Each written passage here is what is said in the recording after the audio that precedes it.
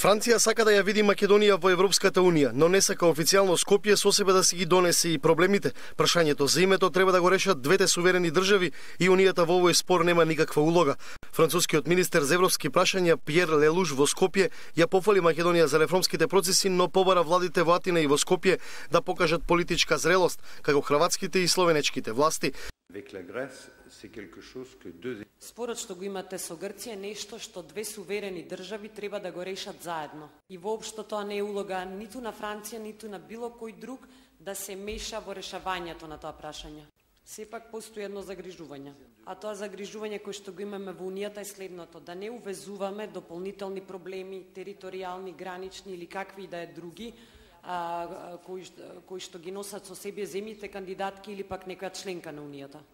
Посакуваме решение да се најде помеѓу господинот Папандреу и помеѓу господинот Груевски, а ние сме овде за да го придвижиме и да го поддржиме тој процес. Вице-премиерот Наумовски му ги пренел македонските позиции дека државата останува посветена и во секој случај на реформските процеси. Без разлика дали Република Македонија ќе ги започне преговорите за членство до крајот на оваа година или наредната година, владата на Република Македонија останува целосно посветена кон исполнување на нашите приоритети од Европската агенда и исполнување на што е можно поголем дел од критериумите за членство и пред формалниот почеток на преговорите.